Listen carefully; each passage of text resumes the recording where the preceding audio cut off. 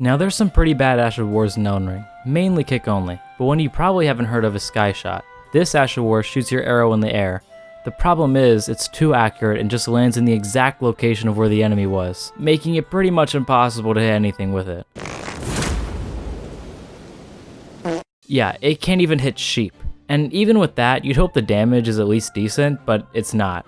At plus 25, you're doing like 300 for the Ash, and our weapon is plus 0 right now, so yeah, this is gonna suck. We can start this run by picking the Wrench class, cause why not, then go grab some important items for the challenge. We grab the usual Sacred Tears and Golden Seeds, grab the Blessed Dew Talisman, which heals me, punch the Scarab off a cliff to get the Sky Shot Ash. I hope I don't fall. No! Grab the Albinauric Bow, and get this Arrow Talisman for an extra 10% of damage. Problem is, we have no arrows, so I go to this underground weapon dealer and buy as many as I can with my current rune amount. On to Margit.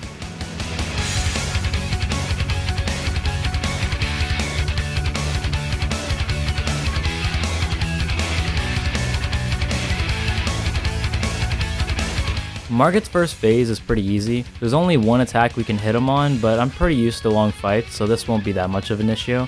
Enough times of that, and here comes phase 2, which is pretty terrible.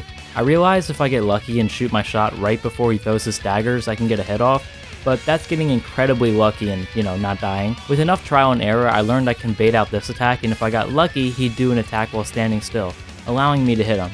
It's still not 100%, but it's way more consistent than the previous attack methods, and on our second try, Margit goes down at 32 minutes and 38 seconds. That fight wasn't terrible, but we're talking about Margit here. I could get more runes or level my bow, but that's pretty boring, so let's just jump right into Godric. I'll say this now, definitely the easiest fight in this entire run. He has plenty of moments of standing still, and even if he moves an inch, it sometimes will still hit because of how huge his hitbox is. I was also able to poison him at times since I bought some serpent arrows from the merchant, and phase 2 really isn't that big of an issue either.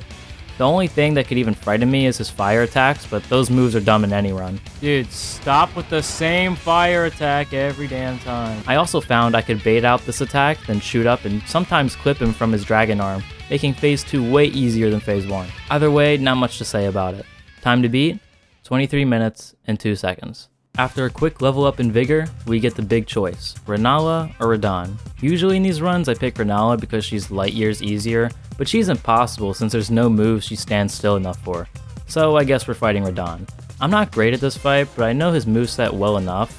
But before we do that, let's go get some fire arrows since Radahn is weak to fire and any damage boost is appreciated in this run. To do that, we have to buy a cookbook from Kale, hunt some sheep, which is actually kind of difficult in this run, and then grab a bunch of fireflies. After an hour of farming, we have 99 fire arrows, and I'm hoping that's enough for now. Radahn moves around a lot, but he has one move that we can hit him on almost every time. He starts hitting the ground like a crying child, then stands still to lift his blade out of the ground, and if we time it correctly, we can just barely get a shot on him. It's still not 100%, but we gotta work with what we got.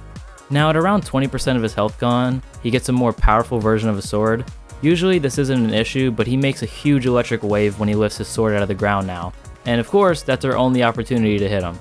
Luckily, if you time it just right, you can just barely get the shot off and dodge in time. And trust me, you want to dodge it. Other than that, phase 1.5 is pretty easy, and besides a few other attacks he gains, it's not much different. Then comes phase 2.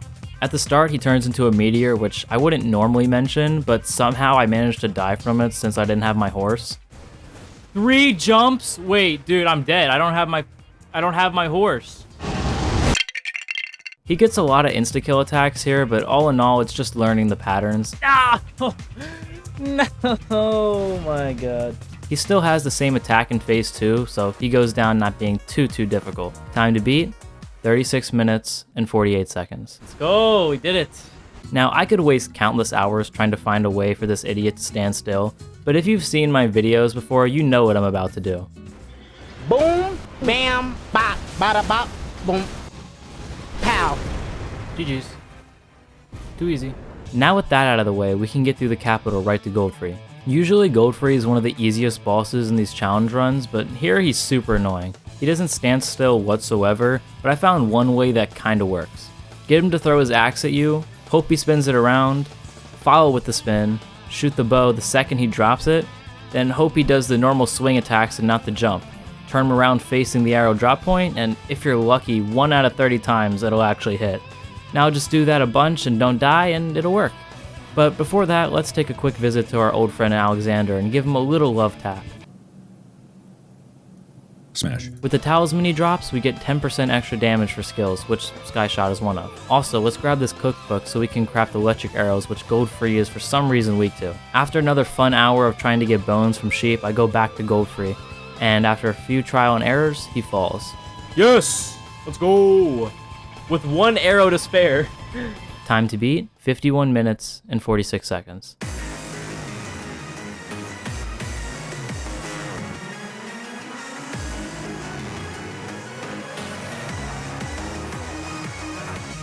Now, Morgott is one of the bosses that really pose an issue here. There are a few attacks we can get hits on, but it happens very rarely. For one, if he throws his Holy Spear, there's a chance he'll do a lunge attack, and if everything lines up perfectly, it'll hit. Another one I found, I was only able to pull off like 2 times, but it's still possible. When he does his hammer and sword swing, if you dodge to the back of him and shoot up, it can sometimes just barely clip his tail. With all those, if we get lucky, we're able to get him to around 20%, where Morgott starts throwing about 1,000,000 daggers. And if you shoot right before he brings them down, it'll hit him. Problem is, you get hit too most of the time. Either way, it's pretty consistent and it works. And eventually, using that method, we get to phase 2, where he still does the same attack. After many tries of getting insta-killed, he finally is slain. Time to beat, 1 hour, 11 minutes, and 42 seconds. Up next, the Fire Giant. Luckily in this run, he's one if not the easiest boss yet. And after 14 hours and over 30 hours of attempts in my 1 damage run, which you should totally check out by the way if you haven't, 43,363 health, and I do 1 damage. I think I earned this easy fight. One thing is, I got completely vigor checked, so maybe we should finally get some levels. No way. I had full health. Before this, I was just using the boss remembrances they drop, and they're okay, but they're not that great. Instead, we can talk to Varre, do his dumb trials. Oh my god, hello.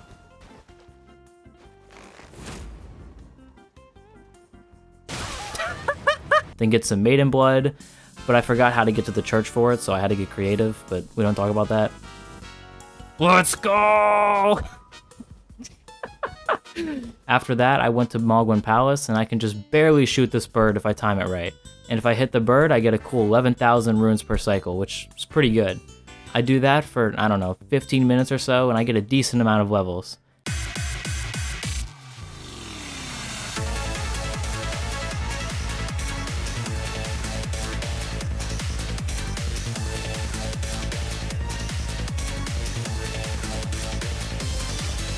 First phase is pretty easy. I used the serpent arrows from the merchant to get a poison proc, which was pretty hard to get because he's super resistant, but I did a poison mist only run, so I probably should have known that. After a couple deaths, we make it to phase 2. Second phase isn't bad, actually easier in my opinion, but you still have to be careful. I died once, and the other time my power went out, which was pretty funny because he literally had like 1 HP. But besides those small hiccups, it wasn't a hard fight. Time to beat, 31 minutes and 39 seconds. GG's, boys.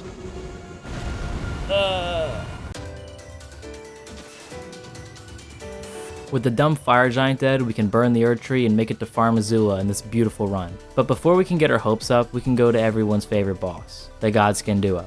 Yeah, the Godskin Duo sucks. There's no attack in phase 1 that we can hit them from, unless it's a trick shot. So the only way we can do this fight is to grab this cookbook, get a bunch of cracked pots, grab a bunch of Trina Lilies, and, you guessed it, make sleep pots. This way we can sleep them and get in as much damage as possible, but I've tried so many times and our damage right now just isn't enough to not run out of pots.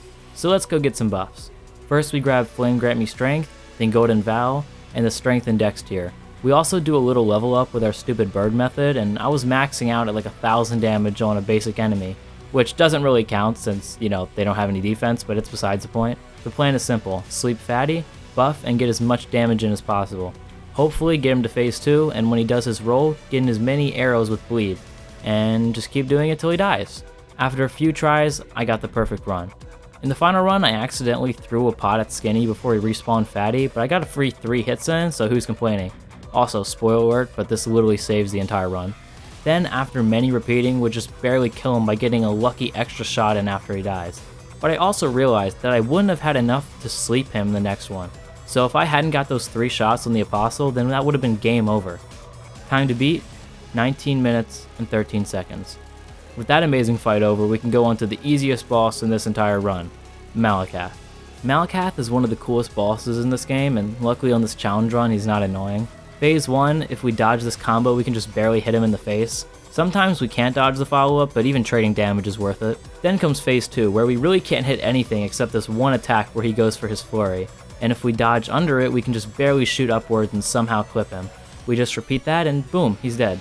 Well, we made it to endgame, but we all know what boss comes next. Gideon is a terrible boss. I will say this until the end of the world. I don't care how many Gideon lovers try to stop me. Don't be a simp. He spams insta-kill attacks and gives me 0 opportunities to hit him. Luckily, my chat gave me an idea that would work, but it would literally cost me everything. The only way I can hit Gideon because he moves too much and rolls is to kill Melania, which is also impossible since we can't hit her until Phase 2, which even then is only her Aeonia attack. So sadly, I guess we're using glitches in this run. So I do this crazy trick of parkouring in the arena to make her AI freeze, letting us just destroy her. I think she's just taking a nap, so that's crazy. I don't know how that happened. It still took like 5 minutes too, which is pretty hilarious. I don't want to do this, but then we'd have to skip Gideon. Everyone loves that fight, so I can't. Now with Melania down, Gideon can do Scarlet Aeonia, allowing us to sometimes hit him. If we do it a second too late, he can just somehow magically dodge out of it. And even if you do shoot it at the right time, he likes to do it really close to you, and if you don't space out from him, you'll get hit hard and get rotted. So I can only take like 1/3 of my shots. At half health he heals, cause why not? So it took even more hits. It took a few really sad deaths, but eventually Gideon goes down. Time to beat, 31 minutes and 15 seconds. Let's go! GG's. Now onto one of my favorite bosses in this entire game, and one that's actually fair.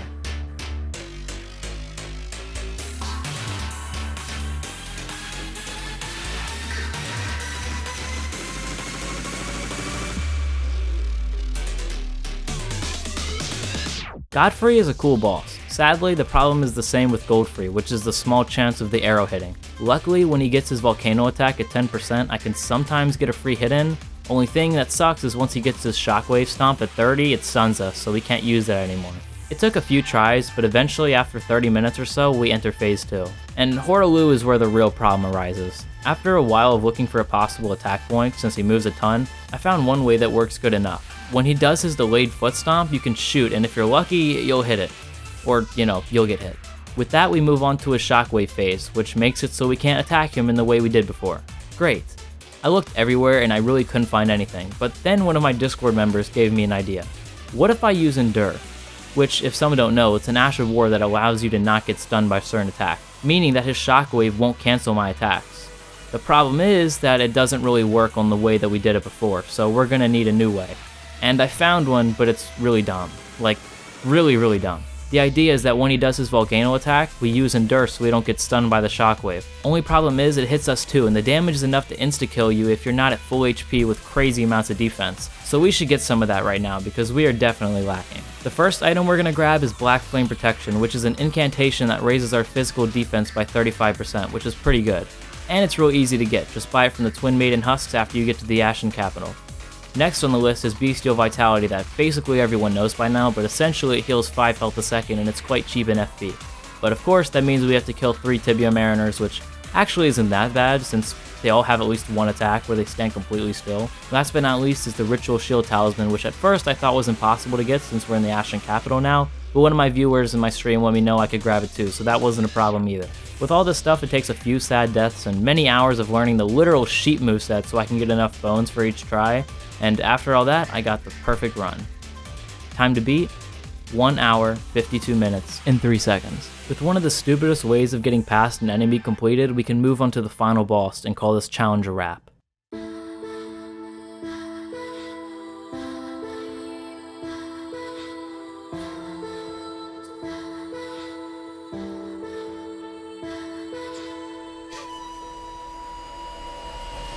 Radagon is a really cool boss, but you know what he's not cool at? Standing still. In all honesty, Radagon isn't that bad, and there's a few attacks we can punish. For one is this attack that makes a gold pattern on the ground, where we can dodge into it and if we're lucky it'll hit. At 30% of his health he goes into phase 2, which complicates things a lot, since now he teleports and sometimes he'll do it when we're trying to get a hit in, which is super annoying. At about 70% down, he gets the Golden Order attack, which if we dodge correctly, we can sometimes get a shot in, which is better than nothing. After a lot of patience, Radagon goes down. Then comes the Elden Beast. So basically, the Elden Beast gets hit by it almost 100% of the time because of how large his hitbox is. All in all, it's a crazy easy fight compared to Radagon. Time to beat, 1 hour and 20 minutes for Radagon, and a shocking 12 minutes for the Elden Beast. Yeah, you heard me. Only 12 minutes. Well, we did it. We beat Elden Ring with the most useless and unknown Ash of War. Yeah, this Ash is dumb, but I think it makes you put your head in a different space to understand how you can hit bosses. Also, if you want to see these runs live or talk to the rest of my community, join the Discord and follow me on Twitch in the description. With that, I say goodbye, have a wonderful day, and finally, should I do the 0.1 damage challenge? Like, actually, I'm curious.